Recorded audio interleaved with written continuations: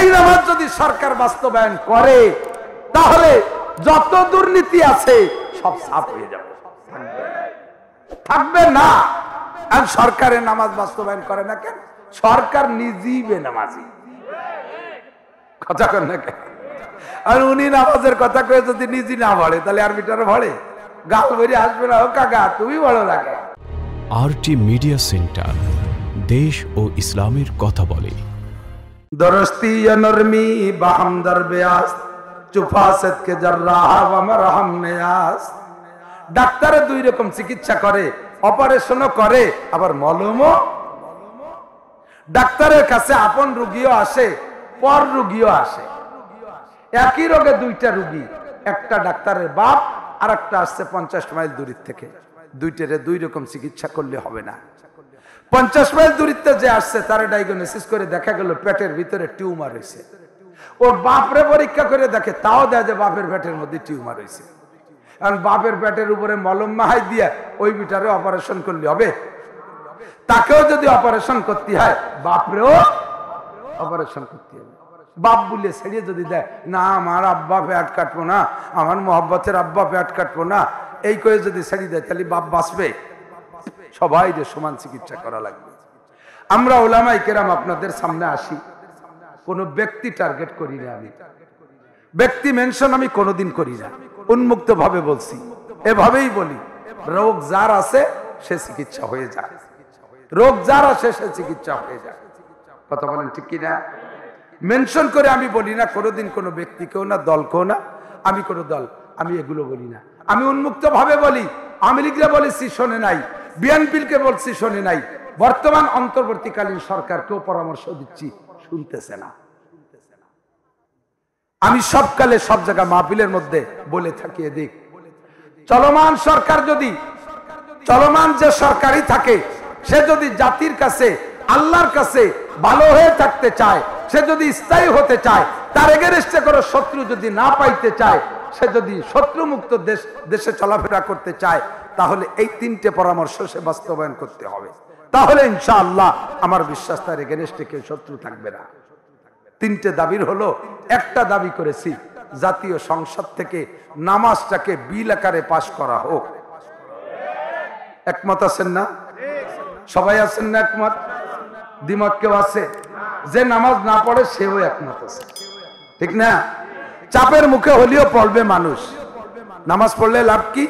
আল্লাহ পাক বলেন, ইন্নাস সালাতা তানহা আনিল ফাহশাই ওয়াল মুনকার ওয়ালা যিকরুল্লাহি আকবার। নামাজ হলো সবচেয়ে বড় জিকির, নামাজের চেয়ে বড় জিকির নাই। নামাজের মধ্যে বারবার উঠতে বসতে বলা লাগে কি? আল্লাহু আকবার বলেন না?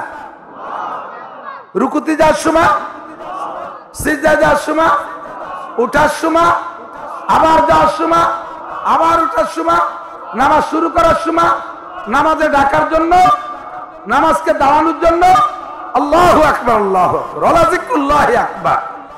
পুরো কোরআন শরীফ নামাজের মধ্যে জাত পড়ে তেলাওয়াত করি, সূরা ফাতিহা আল্লাহর জিকির, যে সূরা পড়ব তাও জিকির, সুবহান রাব্বিল আযীম আল্লাহর জিকির, সুবহান রাব্বিল আলা আল্লাহর জিকির, আত-তাহিয়াতু লিল্লাহি জাগা আল্লাহর জিকির, আল্লাহুম্মা সাল্লি আলা মুহাম্মদ দুরূদ শরীফ পড়ি তার মধ্যে আল্লাহর জিকির, আল্লাহুম্মা ইন্নী যালামতু নাফসি যুলমা এই দোয়া মাসুরার মধ্যে আল্লাহর জিকির, ওয়ালা যিকরুল্লাহি আকবার।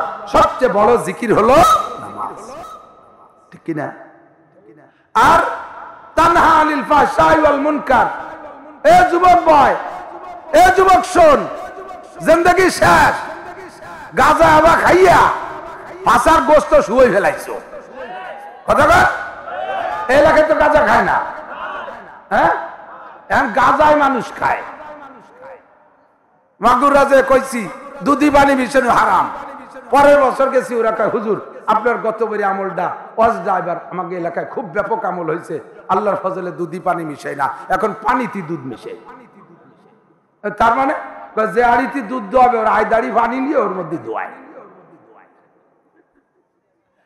প্রথম বিড়িতে মানুষে বিড়ি খায়, কিছুদিন পর বিড়িতে মানুষ খায়, কলজে খায়, মাটিয়ে খায়, পরান খায়। কথা বল, প্রথম তোরা গাঁজা খাইছিস, এখন গাঁজায় তোকে খায়। এবার খাইছিস তোরা, এবার তোকে খায়। গায়ে গোস্ত নাই, যুবক যুবক মানুষ গাল ভেঙে গেছে, স্বাস্থ্য টানটেনি, আটা দেয় একা একা আটতে পারে না, 3-4 জন গরু সাজানোর মতো বাইন্দের কুটি কুটি ডুল দেয়। ও ডোলে কা মাল খাইছে বলে তালা রাই কতক্ষণ ঠিক না? জিন্দেগি শেষ করে ফেলাইছিস, বয় একটু মানুষ হয়ে যা, নড়াচড়া করিস না, ভালো করে বোঝ। ইন্নাস সালাতা, নিশ্চয় নামাজ, তানহা আনিল ফাহশাই ওয়াল মুনকার, নামাজকে যদি নামাজের মতো পড়েন, নামাজকে যদি নামাজের মতো পড়েন, তাহলে অবশ্যই নামাজে আপনাকে বিড়ির থেকে, তাড়ির থেকে, গাঁজার থেকে, এবার থেকে, সুদের থেকে, ঘুষের থেকে, আইঠালার থেকে, মিথ্যে সাক্ষীর থেকে, মিথ্যে মামলা থেকে, মাপে কম দেওয়ার থেকে, মাপে বেশি আনার থেকে, মালে ভেজালের থেকে, দুধে পানি মিশানোর থেকে, ফরজ তরকের থেকে, ওয়াজিব তরকের থেকে, সুন্নত তরকের থেকে, দাড়ি কাটা থেকে, বেপরদা থেকে, জুলুম অত্যাচার থেকে, অকথ্য ভাষায় গালাগালি করার থেকে, যত অন্যায় আছে সমস্ত অন্যায়তে আপনাকে ফিরাবেই ফিরাবে। নামাজ পড়েন, ওদিকে ফিরতে পারছেন না, আপনি ভালো করে বুঝে নেন, তাহলে আপনার চিকিৎসাটা সঠিক হচ্ছে না। যেই নামাজে তোমারে বিড়ির আগুনের থেকে ফিরাইতে পারে না, যেই নামাজে তোমারে বিড়ির আগুনের থেকে বাঁচাইতে পারে না, আল্লাহর কসম ওই নামাজে তোমারে জাহান্নামের আগুন থেকে বাঁচাইতে পারবে না। যেই নামাজে তোমারে সুদের থেকে ফিরাইতে পারে না, যেই নামাজে তোমারে ঘুষের থেকে ফিরাইতে পারে না, যেই নামাজে তোমারে দাড়ি কাটার থেকে বিরত রাখতে পারে না, আল্লাহর কসম ওই নামাজে তোমারে জাহান্নামের আগুন থেকে বাঁচাইতে পারবে না। যেই নামাজে তোমারে আইলছালা থেকে ফিরাইতে পারে না, যেই নামাজে তোমারে সব অশ্লীল থেকে ফিরাইতে পারে না, ওই নামাজে তোমারে জাহান্নামের আগুন থেকে ফিরাইতে পারবে না। অথচ আল্লাহ কয় নামাজে তোমারে আকাম থেকে ফিরাবে। তাহলে বন্ধু কেমন নামাজ পড়তে হবে? নবী পাক বলে সল্লু কামা রাআইতুমুনি উসাল্লি, আমারে যেমন নামাজ পড়তে দেখো ওই রকম নামাজ পড়ো।